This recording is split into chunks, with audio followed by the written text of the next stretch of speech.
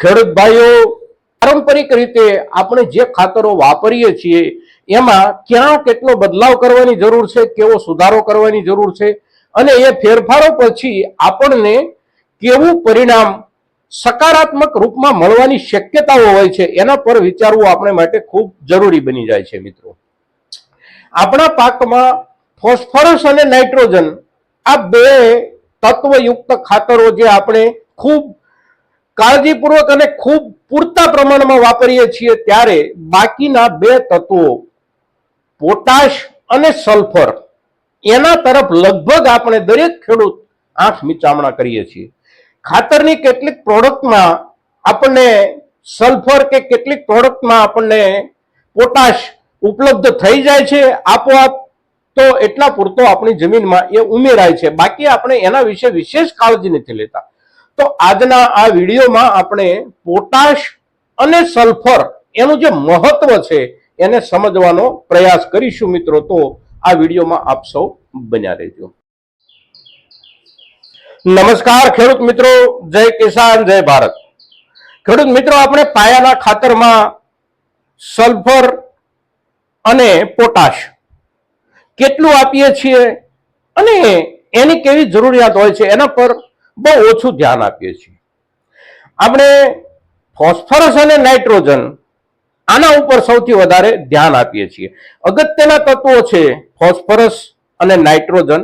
એમાં નાઇટ્રોજન સૌથી પ્રથમ ક્રમે અગત્યનું છે, બીજા ક્રમે ફોસ્ફરસ છે.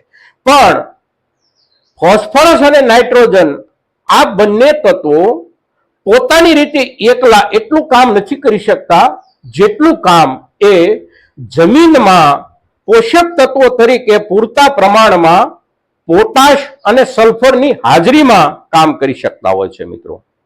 તો પોટાશ અને સલ્ફર આ બંનેની હાજરી જમીનમાં પૂરી પાડવા માટે આપણે સાથે કયું ખાતર વાપરવું અને એને કેવા રૂપમાં વાપરવું, કેટલું વાપરવું, એની માહિતી આપણે અચૂક લેવી પડશે મિત્રો.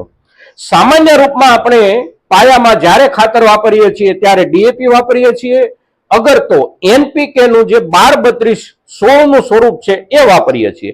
હવે એનપીકે 12-32-16 નું જે સ્વરૂપ છે એની અંદર આપણને 16% પોટાશ મળે છે. ડીએપી જે છે 18-46 નું ફોર્મેશન, 18% નાઇટ્રોજન, 46% ફોસ્ફરસ, પણ એમાં પોટાશ પણ નથી અને સલ્ફર પણ નથી. સિંગલ સુપર ફોસ્ફેટ પાયામાં જો આપણે વાપરીએ છીએ તો એની અંદર આપણને સલ્ફર મળે છે. એમાં સલ્ફર તત્વ જે છે એ 11% છે અને ફોસ્ફરસ જે છે એ 16% છે. એની સાથે એની અંદર 21%, 21.5%, મહત્તમ 22% સુધી કેલ્શિયમનો ભાગ પણ આપણને મળે છે અને એ ભાગ ખૂબ અગત્યનો છે. તદ ઉપરાંત એમાં બે સૂક્ષ્મ તત્વો ઝીંક અને બોરોન એની પ્રોસેસ એમાં થયેલી હોય છે. એમાં જરૂરિયાત પ્રમાણેનું ઝીંક અને બોરોન ઉમેરવામાં આવેલું હોય છે. એટલે સિંગલ સુપર ફોસ્ફેટ ખાતર આપણે વાપરીએ છીએ પાયામાં તો આપણી સલ્ફરની કેટલીક જરૂરિયાતો પૂરી થઈ જાય છે, પણ પોટાશની જરૂરિયાત બાકી રહી જાય છે. અને તેથી જ્યારે આપણે પાયામાં ફોસ્ફરસ યુક્ત ખાતર પૂરતા પ્રમાણમાં આપીએ છીએ ત્યારે સાથોસાથ પોટાશ અને સલ્ફર આ બંનેનો જથ્થો અચૂકપણે આપીએ. આ બંને જથ્થાની હાજરી જો જમીનમાં છે, આ બંને પોષક તત્વો આપણી જમીનમાં ઉમેરાયેલા છે સિઝન પ્રમાણે દરેક સિઝનમાં, તો ફોસ્ફરસ અને નાઇટ્રોજન એ પોતે જે કામ કરે છે એની કામ કરવાની જે સમગ્ર પ્રક્રિયા છે, એની કાર્ય પદ્ધતિનું જે સમગ્ર કુદરતી સ્વરૂપ છે એ સ્વરૂપમાં ખૂબ મોટું બળ ઉમેરાય છે. અને તેથી આપણો જે ફોસ્ફરસ આપેલો છે પાયામાં, અગર તો પાયામાં જે આપણે નાઇટ્રોજન આપ્યો છે અને પૂરતી ખાતર તરીકે યુરિયા કે કોઈ પણ સ્વરૂપમાં આપણે જ્યારે નાઇટ્રોજન આપીએ છીએ ત્યારે એની સાથોસાથ જમીનમાં પોષક તત્વ તરીકે પૂરતા પ્રમાણમાં પોટાશ અને સલ્ફરની હાજરી હોય છે, તો એનો 100% આપણને લાભ મળે છે મિત્રો. અન્યથા એના લાભ મળવાની શક્યતાઓ ઘટી જાય છે. જમીનની અંદર આપણા છોડની ઉપલબ્ધિના સ્વરૂપમાં પોટાશ અને સલ્ફરની ગેરહાજરી છે તો ફોસ્ફરસ અને નાઇટ્રોજનનો કોઈ વિશેષ લાભ નથી થતો. સામાન્ય રૂપમાં લાભ થાય છે અને જમીનમાં કુદરતી રીતે જે કંઈ પોટેશિયમ કે સલ્ફેટ તત્વો હાજર છે એના આધારે એ ફોસ્ફરસનો જ ઉપયોગ કરી શકે છે અને એના જ આધારે એ નાઇટ્રોજનનો ઉપયોગ કરી શકે છે. અને તેથી આપણે આપણા પાયાના ખાતરોમાં કોઈને કોઈ રૂપમાં પોટાશ અને સલ્ફર ઉમેર્યા વિના છૂટકો નથી મિત્રો. હવે સલ્ફર તત્વ જે છે એ બે પ્રકારની કામગીરી કરે છે. એક કામગીરી એ પોષક તત્વ તરીકેની તો કરે જ છે, પણ એની જે વિશેષ કામગીરી છે એ બહુ સમજવા જેવી કામગીરી છે.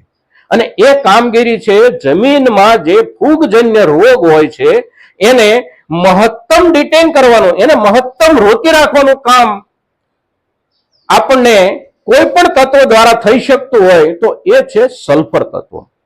સલ્ફર એક એવું તત્વ છે કે જમીનની અંદર છોડ માટે નુકસાનકારક જે કોઈ ફંગસ પેદા થાય છે એ ફંગસને ખૂબ મોટા પાયે અટકાવવાનું કામ સલ્ફર કરે છે. એટલે જે જમીનના વાવેતરમાં આપણે સલ્ફરનું તત્વ ઉમેરીએ છીએ એ વાવેતરમાં પોષણની સાથોસાથ એક પ્રકારની રોગ પ્રતિકારક શક્તિ પણ આપણે સાથે સાથે ઉમેરીએ છીએ. આટલું આપણે સમજી લેવું પડશે. ખાસ કરીને આપણું જે મગફળીનું વાવેતર છે, ચોમાસા દરમિયાન આપણે જે મગફળીનું વાવેતર કરીએ છીએ એમાં ફંગસની અસર સૌથી વધારે છેલ્લા કેટલાક વર્ષોથી આપણને જોવા મળે છે. ફંગસ જ્યારે શરૂ થાય ત્યારે શરૂઆતમાં એની અસર જુદા પ્રકારની હોય અને એ જ્યારે પીક પર હોય ત્યારે એમાંથી સફેદ મુંડાઓ પેદા થાય છે અને એ સફેદ મુંડાઓ આપણા મગફળીના આખે આખા છોડને નાશ કરી દેતી હોય છે. અને કેટલીક પરિસ્થિતિમાં એ આપણા પાકને 10 થી 15% જેટલું નુકસાન પહોંચાડતી હોય છે. આપણું જે વાવેતર વિસ્તાર છે, માની લો કે 1 વીઘાનો આપણો વાવેતર વિસ્તાર છે તો એમાંથી 10% વિસ્તારમાં આપણા છોડ જતા રહેતા હોય છે.